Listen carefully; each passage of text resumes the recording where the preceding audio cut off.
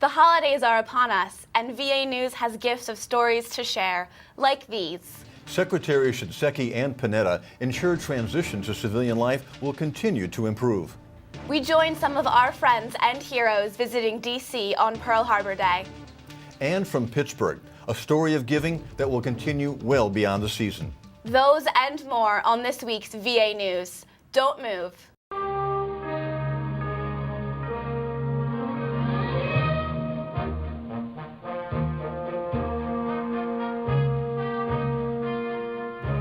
Hello, I'm Jim Benson with the Office of Public Affairs. And I'm Bryn McGowan with the Office of Acquisition Operations. Happy holidays, everyone. Secretary Shinseki and Defense Secretary Leon Panetta held a joint press conference at VA Central Office recently to bring attention to the agency's joint efforts on behalf of our nation's defenders. The two cabinet members assured continued cooperation between their agencies to perfect the transition from military to civilian life, particularly with the drawdown in Afghanistan. They also said improvements in treatments for both physical and mental injuries will be a priority. Help for homeless veterans, suicide prevention, and family assistance are also priorities, they said. We have brought our two departments closer together than ever before. We've underwritten joint VA-DoD medical facilities where they make sense. We've begun harmonizing our acquisition decisions. We've committed both departments to a single common joint integrated electronic health record.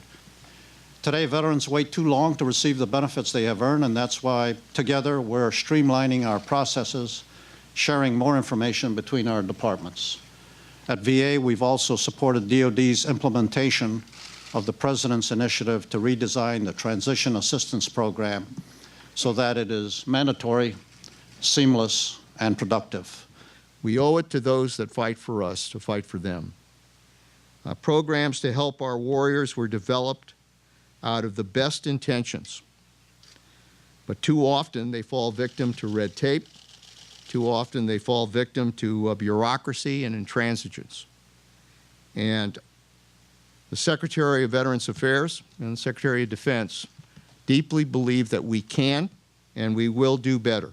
We will accept nothing less than the best services we can provide for those that serve this country. The Defense Department faces $500 billion in mandatory spending cuts over the next 10 years if Congress does not pass legislation that avoids the fiscal cliff deadline of December 31st. Secretary Shinseki said VA, which is exempt from the cuts, stands ready to assist and help transitioning veterans. Still, Panetta said the cuts will have a terrible impact on those programs.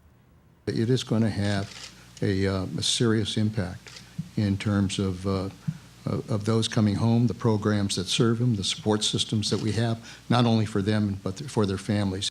Many people know what Pearl Harbor Day commemorates because it was December 7th, 1941, a date that will live in infamy. President Franklin Roosevelt's words still ring out, but few who heard them 71 years ago are still with us. For those who heard them that fateful day, they were a call to arms to protect freedom and liberty. The number of veterans of World War II are dwindling daily. So few remain of those who were in Hawaii that fateful day, the Pearl Harbor Survivors Association Incorporated disbanded after last year's Pearl Harbor Day ceremonies. We joined some of them at the Navy Memorial and the World War II Memorial in Washington, D.C. to commemorate the 71st anniversary of the attack on Pearl Harbor. It's a day of remembrance. I would never go back. I lost too many friends there. A day of reflection. You're close to dying. Everything is a bonus. A day of gratitude. Every veteran is here as a hero. Where we have a chance to remember those that gave their life for our country. Home Depot has a program where its employees in different locales pick volunteer projects to help the community. In Pittsburgh, local Home Depot employees have chosen to help veterans by doing a variety of ongoing projects. Scott Guido at the Pittsburgh VA healthcare system sent us the story. It's a beautiful space, but needed a little bit of TLC and some spruce up. And that's exactly what 80 employees from Home Depot did. The volunteers came from 13 stores in the region and spent their time off building, planting, and cleaning to revitalize outdoor spaces at the Aspinwall campus of the VA Pittsburgh Healthcare System.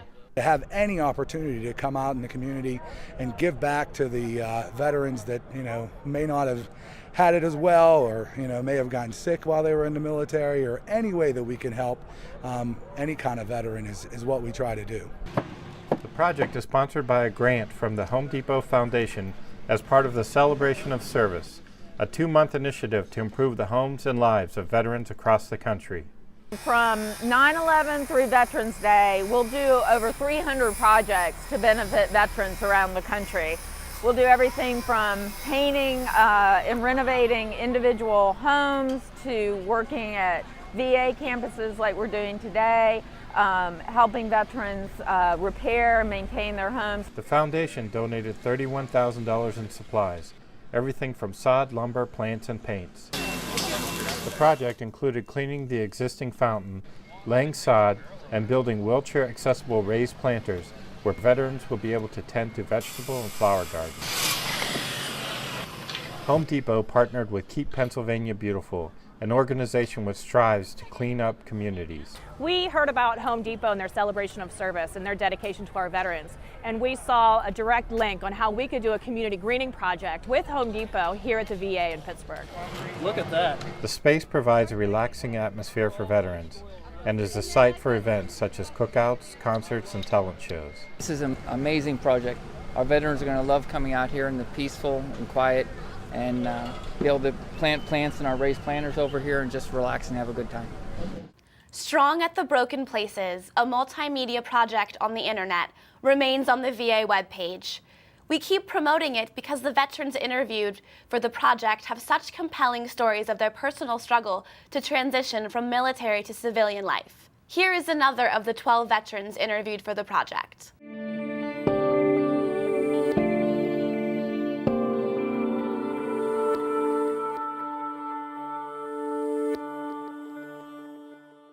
One of the challenges I faced coming home was that as a female veteran, I don't fit the stereotypical view of veterans that people have. They think of veterans as old men from the Vietnam generation, but that's not the story anymore. There's veterans my age, there's veterans younger than me now, from all walks of life, all shapes and sizes. And getting that recognized is just somewhat difficult sometimes.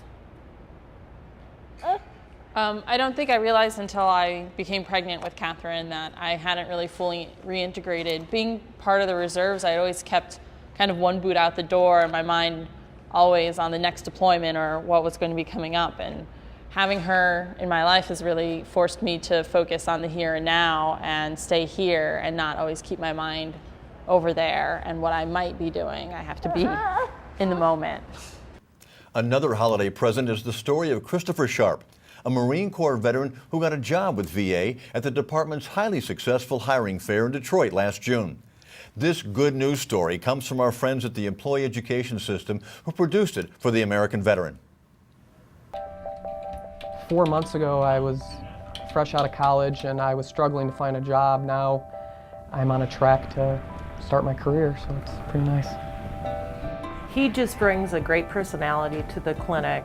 He's just done very well, getting nothing but compliments from the staff as well as the patients on him.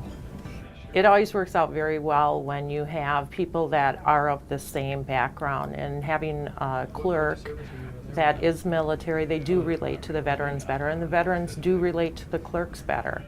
We've really had good luck with Christopher being able to relate nicely with the patients and getting the whole ball rolling so that the patients do have a positive experience coming to the clinic.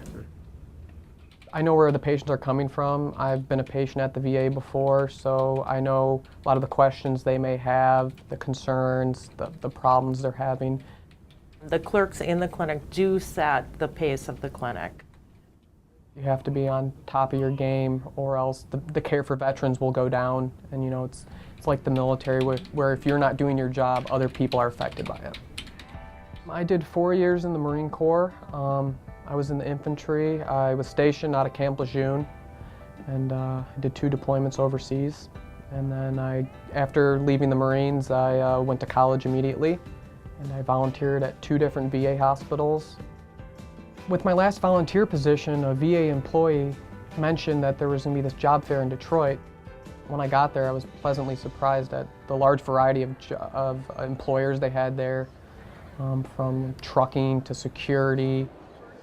The VA for Vets actually had probably over 50 people with computers sitting there just taking veteran after veteran, either writing resumes from scratch or editing them. I mean, I spent 2 hours at the job fair. Within that time, I had 2 interviews.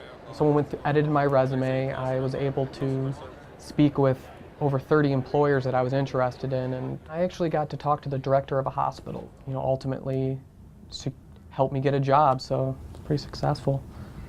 I would definitely tell other veterans to check it out, just because there's so many employers that are willing to hire veterans. We do look at veteran preference for any of the jobs that we are filling, because they deserve it and they've worked hard, and we're helping them transition back into the community for all that they have given for us. And they are very well experienced. I know I want to stay with the VA, and this job gives me a lot of skills to help advance as far as administrative positions, to take advantage of all the resources that the VA provides, because a lot of them can help lead you to your future. The December edition of The American Veteran is available for viewing now. The American Veteran can be found on the VA homepage. Just click on Media Room, then Video. You can also watch it on the VA YouTube page, VA's Knowledge Network, the Content Distribution Network, and the Pentagon Channel.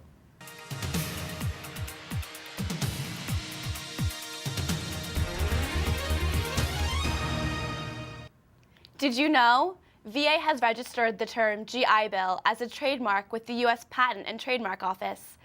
The action is the latest of many taken by the department to stop schools from publishing deceptive and misleading material that targets veterans' hard-earned benefits.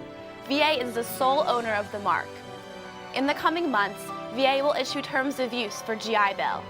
See info at va.gov/GI Bill. You can also call 1-888-GI-BILL-1. That's 1-888-442-4551 to speak with a VA GI Bill representative. That's all we have for this week's VA News. I'm Bryn McGowan. And I'm Jim Benson. Please have a great week, a super holiday, and remember, be safe out there.